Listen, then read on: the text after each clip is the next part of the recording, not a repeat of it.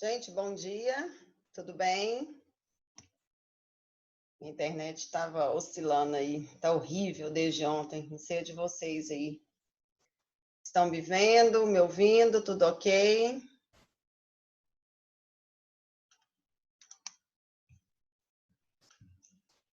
Bom dia, Vinícius. Esperando aí o pessoal chegar, cadê o pessoal? Já é sexta-feira, tá todo mundo aí já cansados?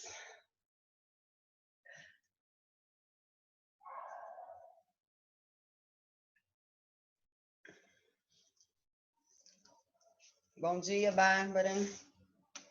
Gente, segunda-feira aula normal, viu? Vocês viram, né? Feriado só na terça, tá? Então, sei qual professor que vocês têm aula na segunda, mas feriadinho só na terça, né? Segunda aula aí para todos. Deixa eu só conferir aqui uma.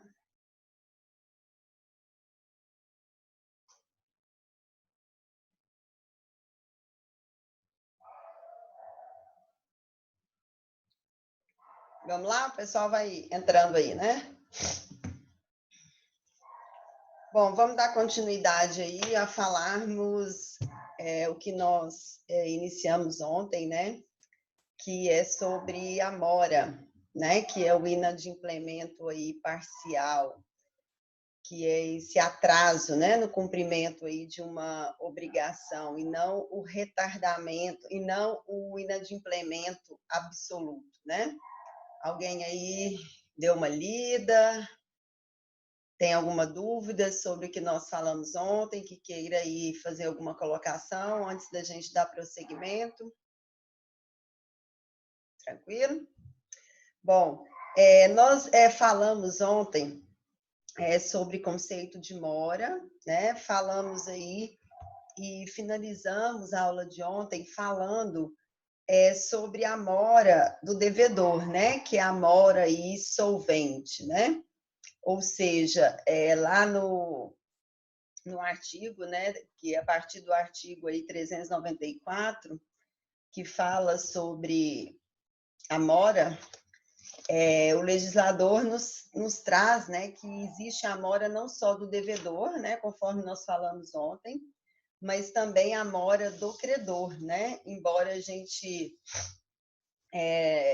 tenha costume de achar que quem fica em inadimplência, quem fica em mora é só o devedor, não, o credor também pode se caracterizar aí como uma pessoa que esteja em mora, né? Que esteja aí com um retardamento ou com um atraso, né? No pagamento ou no recebimento. E nós falamos que os requisitos para a mora do devedor, que é a mora solvente, né, é a exigibilidade da dívida, né, da constituição em mora desse devedor, né, como é que ele se torna essa pendência aí, e falamos da culpa, né? Falamos também aí da culpa do devedor, que tem que estar existente, né? Seja aí por imprudência, imperícia ou negligência, né? Porque se houver aí uma, um prejuízo que foi alheio à sua vontade, por caso fortuito ou força maior, não há aí aplicabilidade aí desse ressarcimento, né? Desses efeitos da mora.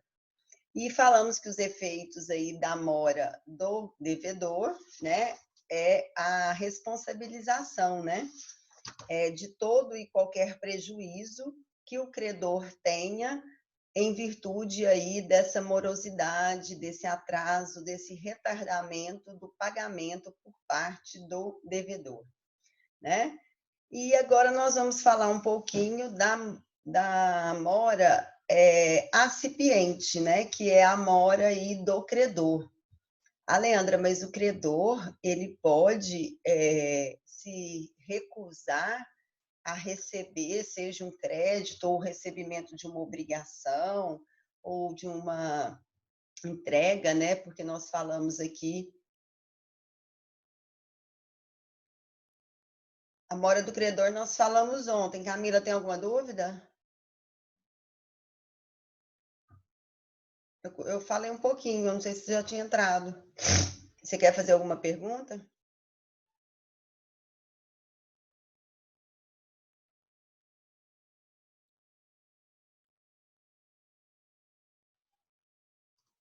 Camila, depois você me fala, tá? Então, tá. A minha internet. A internet hoje, gente, desde ontem, na verdade. Desde ontem de manhã ainda estava bom, a gente não teve muitos problemas agora, né? Ontem com a nossa aula, mas à tarde minha internet aqui em casa estava horrível, oscilando muito. E hoje, pelo visto, está do mesmo jeito. E eu acredito que não é só a minha. Então, vamos aí mais devagar e quem for perdendo aí, voltando, me pergunta, tá? Então, sim, Camila, nós falamos, repetindo para você aí sobre a mora do credor, que nós iniciamos ontem. A mora do credor é a mora solvente, que a gente fala. Os requisitos são a exigibilidade, né, da dívida. Lembrando que... Professora, Oi, professora, pode falar. a mora do devedor não é a mora solvente? A A mora do mora do devedor não é devedor, do solvente? Que a devedor, senhora eu falei falou errado, ontem? então. Do devedor é solvente. Aí, a internet caiu aqui. A solvente é a do devedor. Agora nós vamos falar do credor, Ah, certo? tá. Agora a senhora vai começar do credor, né? Sim, agora que eu vou começar do credor, que é a mora acipiente. Tá bom? Ah, não, então não perdi, não. Ah, Não, não, então não perdeu não. perdi, Nós não. vamos começar agora, então, tá? Tá bom, Então, então. vamos lá. A mora é do credor, que é a mora acipiente, a mora do devedor, foi o que nós falamos ontem, que é a mora do solvente, né? A mora do credor, ela é a mora acipiente. O credor pode incidir em mora? Sim. Quais são os requisitos? Primeiro, a exigibilidade da dívida, ela tem que estar presente tanto na mora do devedor quanto na mora do credor. Então, a dívida, para ela ser cobrada, para ela ser exigida, ela tem que estar vencida. Então, o vencimento, a liquidez, que torna a dívida líquida, né? E a dívida, obviamente, ela é devida pelo devedor, né? Mas para que o credor constitua-se também em mora, certo? Pela recusa injustificada do recebimento, né? Essa dívida também ela tem que estar líquida certa para ela se tornar exigível. Então, a exigibilidade da dívida ela é um requisito tanto da mora do devedor quanto da mora do credor, certo? Então, é o primeiro requisito também. O segundo é que é um pouco a diferença. Por exemplo, se o devedor ele, ele é a pessoa responsável em cumprimento da obrigação, então, se ele não cumpre no dia, na forma e no lugar devido, e se esse não cumprimento foi por causa de culpa dele, e não por um fato, um caso fortuito ou força maior, né? Ele está em mora, né? Porque ele deveria cumprir a obrigação dele e não cumpriu. Já o credor, para ele se constituir em mora, ele tem que o quê? Recusar o recebimento da dívida por parte do devedor. E essa recusa, o legislador nos fala que é uma recusa injustificada. Tá, aí a gente começa a trazer um questionamento. O que é uma recusa injustificada? É uma palavra injustificada, né? Que ela pode ter uma interpretação diferente para cada lado. Vocês concordam comigo? Porque às vezes tem algumas formas que a gente sabe que realmente o cumprimento não é daquela forma, aí não tem o que se discutir. Por exemplo, se o devedor está claro e preciso num contrato que ele tem que entregar uma coisa certa, ok? O que é coisa certa? Aquela que é determinada, né, pela espécie, quantidade, qualidade, tudo mais. Então, se eu faço um compromisso com o credor de entregar, exemplo, um veículo modelo tal, ano tal, cor tal, marca tal, chassi tal, é uma entrega, uma obrigação de fazer de uma coisa certa. Aí se chega no dia, o devedor vai lá para entregar essa coisa para o credor e ao invés de entregar aquele veículo que está descrito no contrato, ele chega com outro. Vocês concordam comigo que aí sim é uma recusa injustificada, que não cabe, não tem dúvida, não dá margem à dúvida para nenhuma das partes? Nesse caso, o devedor com certeza não está cumprindo a obrigação dele. Então, aí seria uma recusa como é que fala? Do credor em receber, mas é uma recusa o quê? Justificada ou injustificada? Justificada, não é isso? Aí aqui no direito civil, como é que fala? No código, aqui no artigo 400, fala aqui, ó, a mora do credor subtrai o devedor isento de dolo à responsabilidade pela conservação da coisa. Nós vamos falar aqui agora mesmo sobre os efeitos dessa mora. Então, primeiro requisito da mora do credor, vencimento da obrigação, exigibilidade da dívida. Segundo, a recusa ela tem que ser injustificada, ou seja, não tem que ter uma recusa plausível aí, fundamentada. E o terceiro requisito é a oferta por parte do devedor, ou seja, o devedor quis pagar e o credor não quis receber.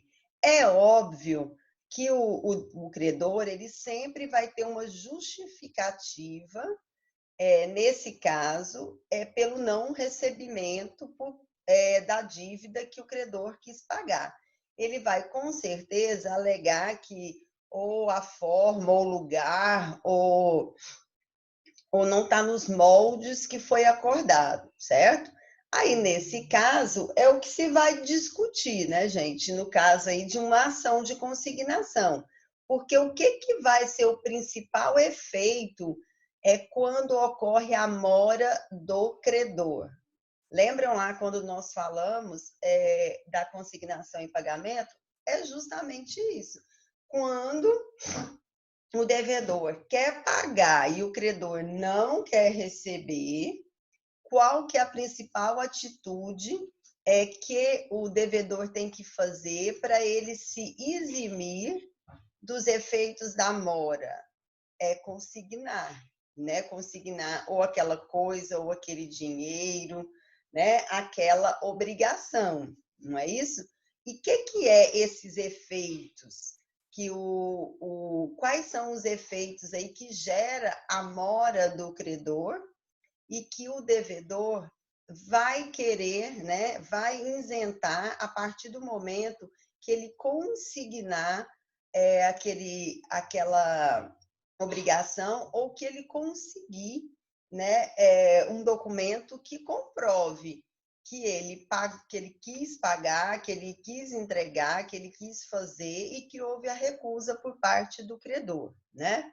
Quais são esses efeitos? Primeiro, o fato do credor do devedor querer pagar e o credor não querer receber, não significa que o devedor está livre da obrigação, tá? Ele continua sendo devedor. Não exonera aí o devedor da obrigação dele de pagar, né? Se ele ainda não entregou, seja dinheiro, seja coisa, seja semoventes para o credor, e havia esse compromisso anterior aí dessa relação, o fato do credor não querer receber não exonera o devedor da dívida. Vai exonerar o devedor de uma outra situação, que é outros efeitos da mora. Por exemplo, a partir do momento em que o devedor teria que cumprir, ele não cumpre, a gente não tem os juros da mora. Esses juros da mora será o quê? Liberado, né? consequentemente, se eu quero pagar, eu estou com o objeto aqui para pagar e houve a recusa do credor em receber, agora, para mim me livrar desse juro da mora, o que eu tenho que fazer? Fazer a consignação, né? Porque eu tenho que apresentar que houve a minha liberalidade, ou seja, a minha oferta, eu quis pagar e o credor não quis receber. E também um outro efeito aí dessa mora do credor, né? É a liberação do devedor da responsabilidade pela conservação da coisa.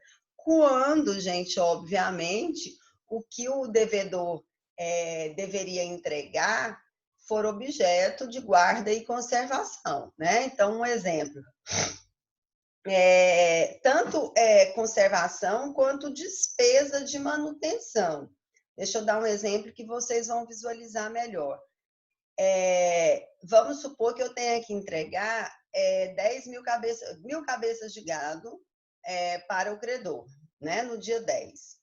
Então, fica lá estipulado que no dia 10 eu tenho que pegar esse gado e entregar 1.000 cabeças de gado. Agora, presta atenção. Pode, no contrato, haver a previsão que ou eu, devedora, tenho que entregar esse gado lá na fazenda do credor, ou vice-versa. Ou o credor pode ir lá na minha fazenda buscar esse gado, certo? Isso vai ficar acordado entre as partes. Então, chegou no dia 10, certo? Houve a recusa do credor. O credor não apareceu lá na minha fazenda para buscar as 1.000 cabeças de gado e nem justificou por que não foi, certo? Ele simplesmente não apareceu para buscar.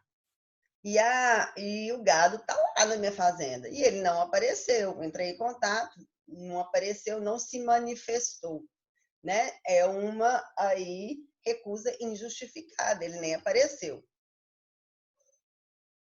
Aí, nesse caso, o que eu vou ter que fazer?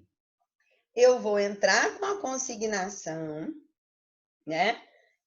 Mostrar para o juiz que no dia tal, as 1.000 cabeças de gado estavam disponíveis para o credor na minha fazenda, né?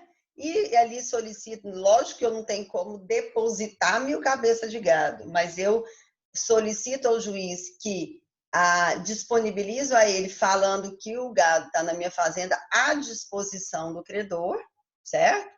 Para que o juiz determine que o credor faça a retirada, né, a busca desse semovente aí, no prazo estipulado pela lei.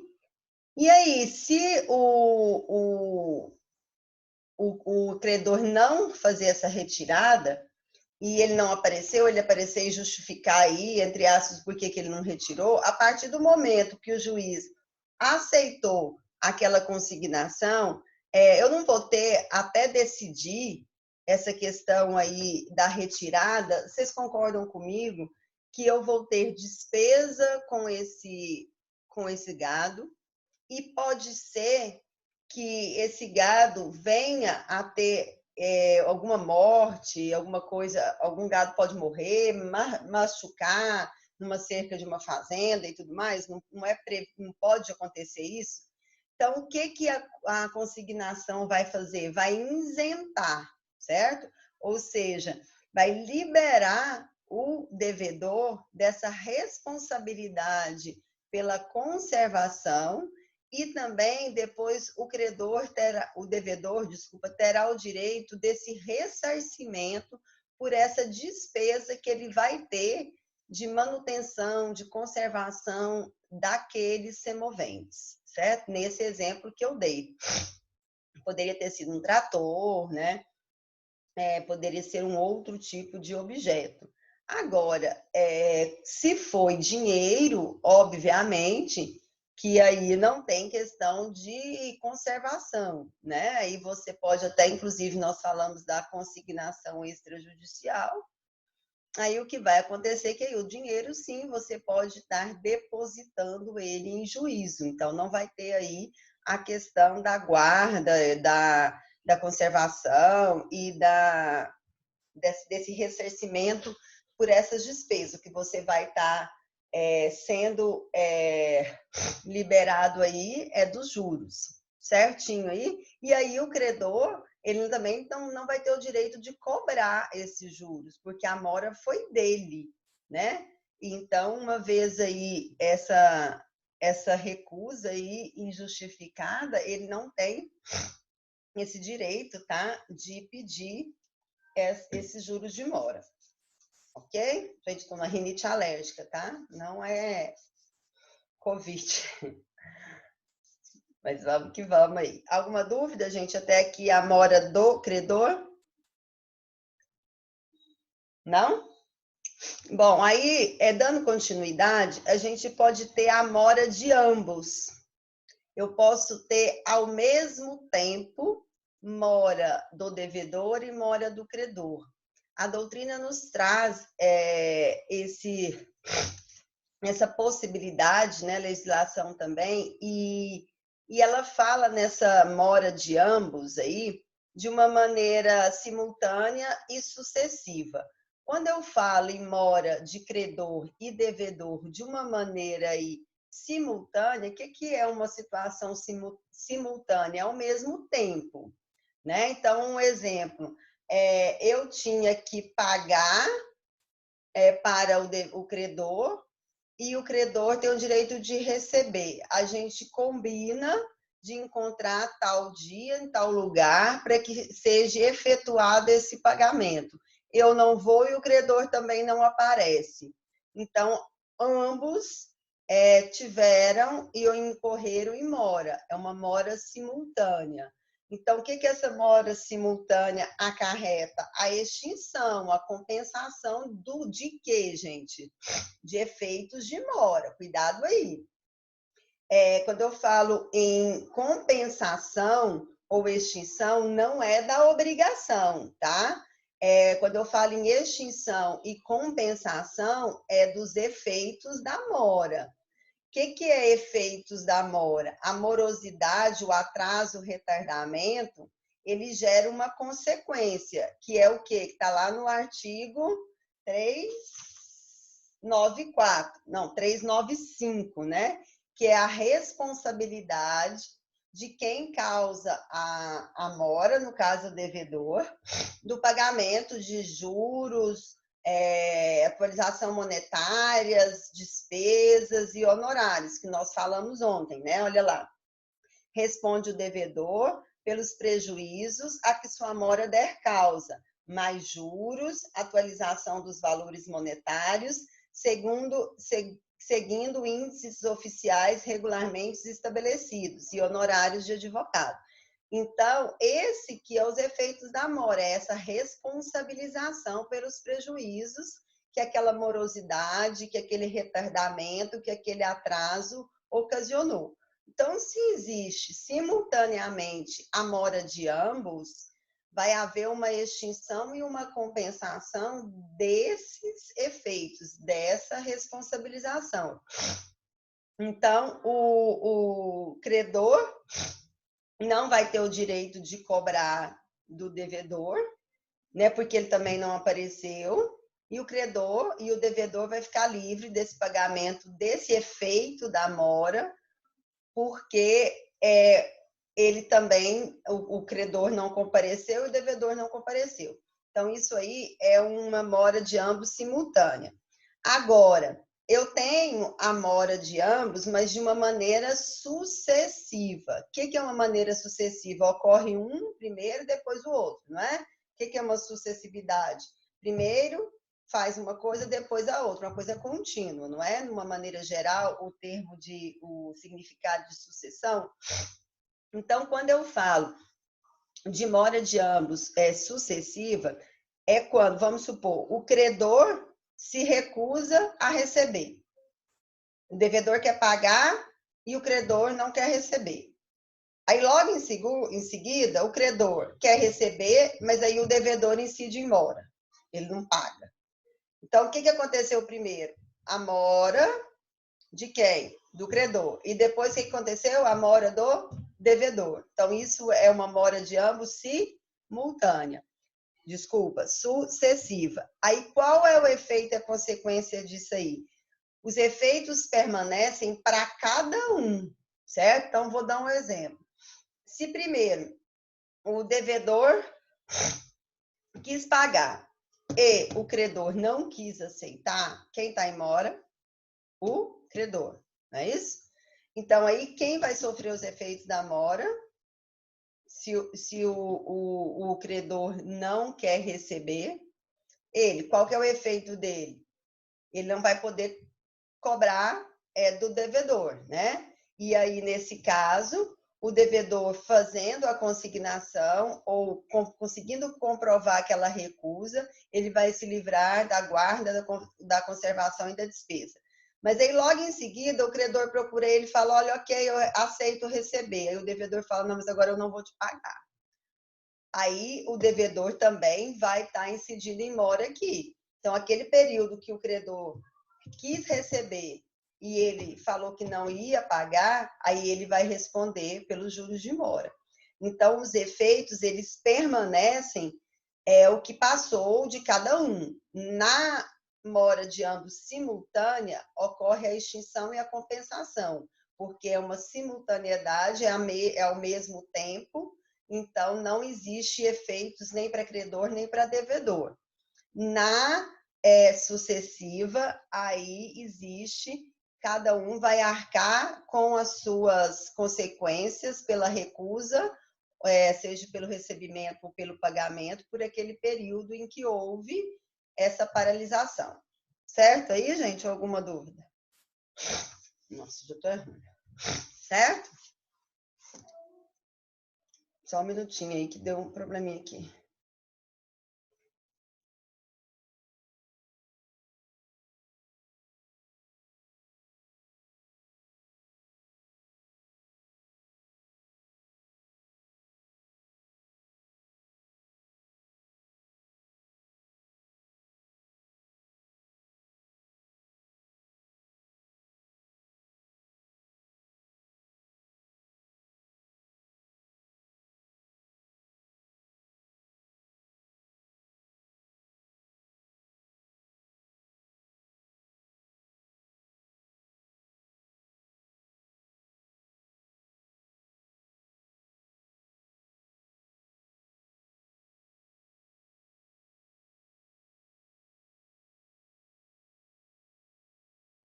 Voltei aqui. Bom, vamos lá. Então, dando continuidade. O próximo item que nós vamos falar é purgação da mora. Lembra, o que é purgação da mora? Alguém já ouviu falar, eu vou purgar a mora? Ou esse termo purgação da mora? Alguém aqui já ouviu falar? Deixa eu ler lá para vocês. Está lá no artigo 401 do Código Civil. Purga-se a mora por parte do devedor, oferecendo este a prestação, mais a importância dos prejuízos decorrente do dia da oferta. Por parte do credor, oferecendo-se este a receber o pagamento e sujeitando-se aos efeitos da mora até a mesma data. Vamos lá. Então, o que é purgar a mora? É a correção, vamos dizer assim. A correção da mora, é você neutralizar os efeitos da mora. O que é os efeitos da mora que nós já falamos? São as responsabilidades originadas por aquele não cumprimento da obrigação, seja em pagar ou em receber, não é isso? Então, quando você fala, o legislador fala lá no artigo 401 do Código Civil de purgar-se a mora, significa neutralizar os efeitos da mora, neutralizar os ressarcimentos, neutralizar e corrigir, né, os prejuízos, né, cancelar, né, é o ressarcimento pelos prejuízos causados à parte. E, obviamente, fazer o pagamento daquelas, vamos supor, parcelas ou daquela obrigação que está em atraso, né? Então, não é diferente de cessação da mora. Tá? Quando eu falo em purgar a mora, eu falo aí, e vamos supor, pagar o que está atrasado e os juros, certo? Aí eu vou neutralizar, eu vou diminuir, eu vou corrigir aquela mora. Eu não vou extinguir a obrigação, porque possivelmente pode existir ou não, ainda obrigações futuras, tá? Como também pode que não haja obrigação futura aí. Mas se eu venho e pago o principal, então, e mais os prejuízos, né? Vamos dizer assim, ressarço os prejuízos causados, eu estou purgando a mora, né? Então, eu estou quitando? Sim, eu estou quitando se houver com aquele pagamento ali a finalização da obrigação, vamos dizer. Agora, existe obrigação que é muito habitual, principalmente quando a gente faz algum tipo de contrato com o banco, né, de empréstimo, que você faz prestações sucessivas, né? Então, você fica ali, tira o empréstimo e fica devendo 12 parcelas, aí você, às vezes, está em mora em débito com 6 parcelas, aí você vai purgar a mora. O que significa purgar a mora? Você vai acertar com o banco até ali a data da dívida que está exigível, que está vencida, e, obviamente, você vai pagar os prejuízos decorrentes daquela mora. Agora, pode ser negociado esses prejuízos? Sim, se é um acordo, se é uma negociação, é óbvio que pode ser aí negociada, tá? Então, a purgação, ela só produz efeitos futuros, né? Ela não apaga os efeitos produzidos, ou seja, os efeitos anteriores. Então, se eu chego lá e pago só o principal, eu não estou purgando a mora. Então, eu estou devendo lá para uma pessoa 10 mil reais há 6 meses, né? 10 mil reais é o principal. E com certeza o contrato que eu fiz, eu constituí os juros de mora. Aí eu chego lá e falo, eu só quero pagar os 10 mil, que é o principal, eu não estou purgando a mora, porque eu não estou aí pagando os juros, né, os prejuízos decorrentes do meu não cumprimento da obrigação no tempo certo.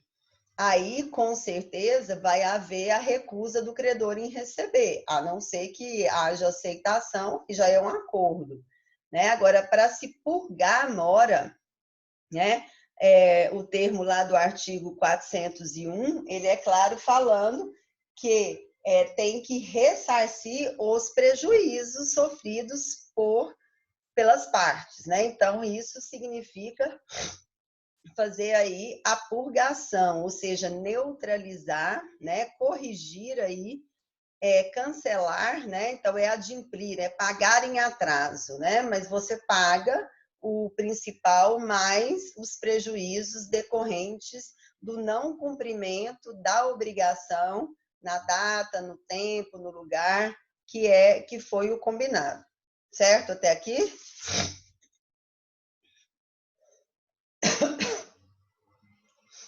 Ok, gente? Nossa, já estou aqui ruim.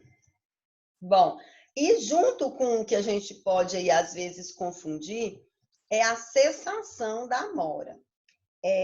Purgar a mora, então, é você fazer aí a neutralização, né, dos efeitos, é você pagar o principal, mais os prejuízos já que ocorreram anteriormente, mas os efeitos futuros ficam. E quando você fala em cessação da mora, aí sim é a extinção da mora e por perdão, certo? Aí não depende de um comportamento aí ativo da parte que está em mora, né? Do contratante moroso. né? Ele não propôs nada para purgar, para cessar, para amenizar a mora. Partiu por parte aí do credor esse perdão, vamos se dizer assim, certo? Então, quando se fala a mora foi cessada, houve a cessação da mora, houve o perdão por parte daquela pessoa que tinha o direito de receber aqueles efeitos da mora. Aí extingue a obrigação. É o que a gente costuma falar quando você tem dívidas anistiadas, né? Ou seja, o efeito aí, ele é pretérito, ele afasta todos os efeitos, não só os que ainda vão ser produzidos, e sim os do passado. Então, por exemplo, se amanhã a prefeitura chega e dá uma anistia de todos os débitos oriundos, vamos supor, de INSS, num período de 2 anos, retroativo, se ela dá esse perdão fiscal, vamos dizer assim, o que acontece? Todas as pessoas não vão precisar pagar nem o principal e nem os efeitos da mora. Ou seja, houve um perdão fiscal, né? Aí há a cessação, há a extinção da obrigação. Na purgação da mora, não há extinção da obrigação, certo?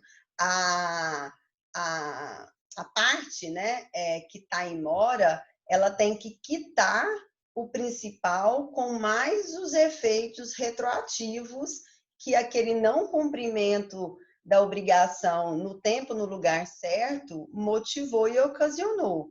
Então, purgação de mora é diferente, tá, de cessação da mora. São 2 institutos aí que às vezes a gente pode achar que é a mesma coisa e não é. E o principal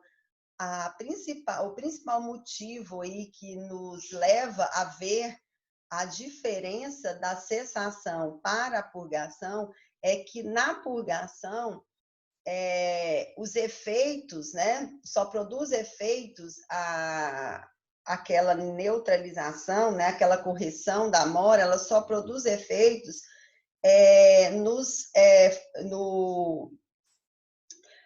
acontecimentos já praticados, né? Nos futuros não. Então, do passado só, do futuro ainda continua se houver, é óbvio, né? E na cessação, não, ocorre a extinção da totalidade.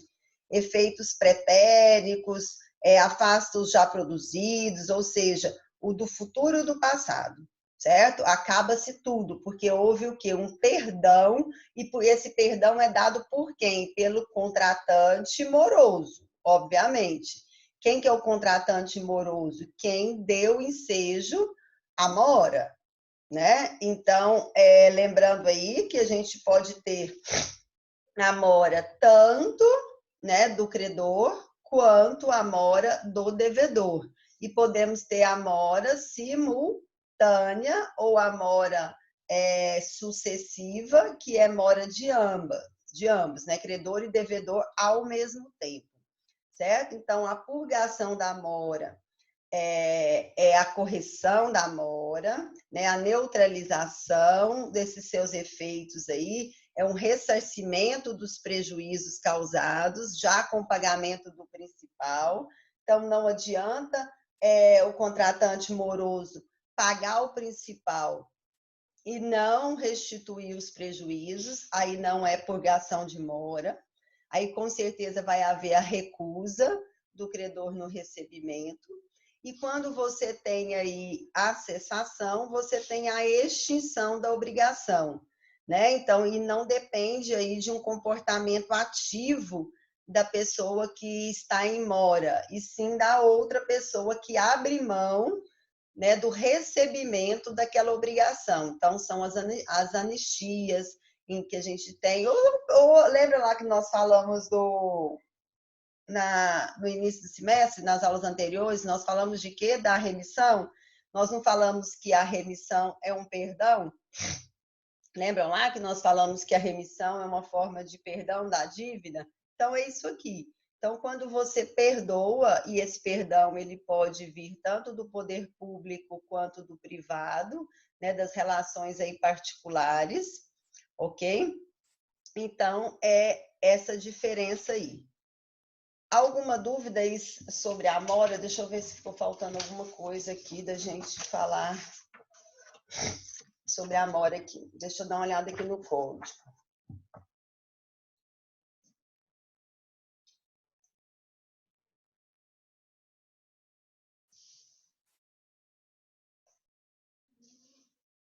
Olha lá, ó, quando eu falo que eu falei para vocês da conservação, lá no artigo 400 fala: a mora do credor subtrai, ou seja, diminui, né?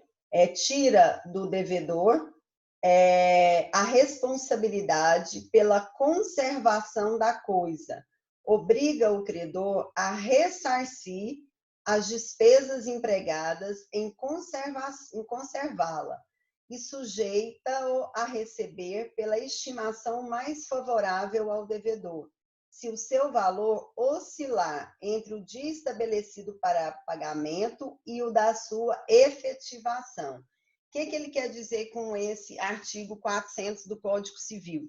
Que a partir do momento em que o credor não quer receber e o devedor quer pagar, o credor vai ser responsável pela guarda, o devedor que vai ficar com a guarda e com a conservação, mas o credor depois terá que ressarci-lo, né, por essa despesa, por essa guarda e tudo mais.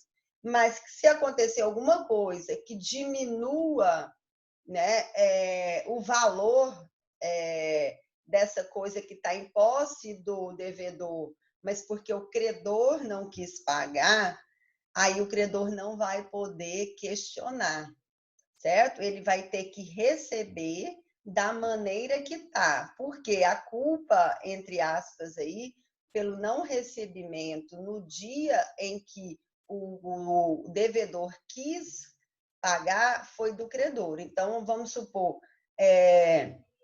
no exemplo que eu dei do gado, ele não foi lá pegar. Aí ele demora mais de mês para poder ir lá buscar o gado. Chega lá, ele alega que o gado não está bem, não tá bem cuidado, houve perda de peso, né? Às vezes, alguns encontram-se com alguns machucados porque encostou, vamos supor, na cerca, ou seja, todas essas alegações que ele fizer, ele não vai ter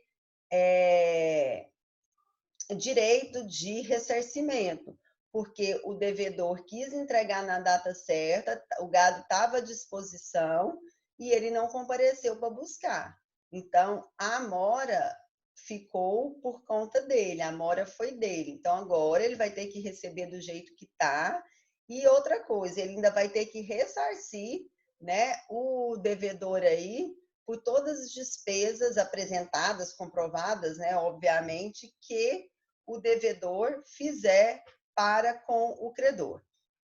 Certo aí, gente? Alguma dúvida sobre a mora?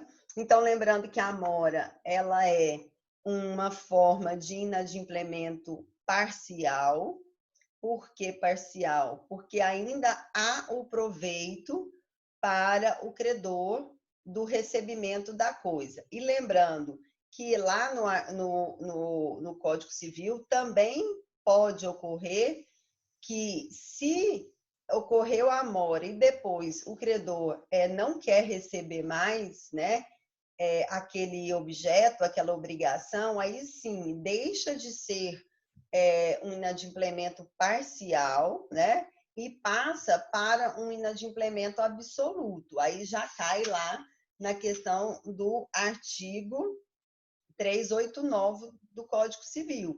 Aí, sim, aí eu posso pedir perdas e danos, né? Que é a questão da indenização, que é o que nós vamos aí estar falando aí na próxima aula sobre perdas e danos. Então, eu não recebi, eu não quero receber porque não me interessa mais pela impossibilidade, ou porque quando o devedor quis pagar, para mim não me interessa mais porque não foi o acordado, então não tem utilidade, então eu aplico o artigo 389, certo? Agora, eu recebo, mas eu tive prejuízo pela morosidade, pelo atraso, pelo retardamento, aí eu vou ter o direito de pedir o quê? Os juros de mora, atualização monetária, despesa que se tiver e mais honorários também, se for o caso da participação de advogado naquela relação contratual,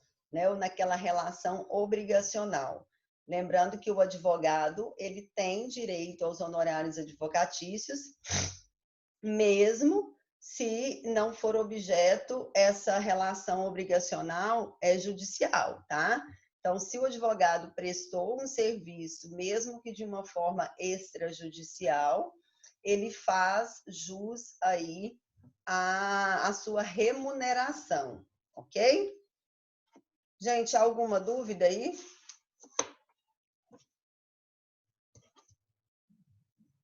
Não? Alguém quer fazer uma pergunta?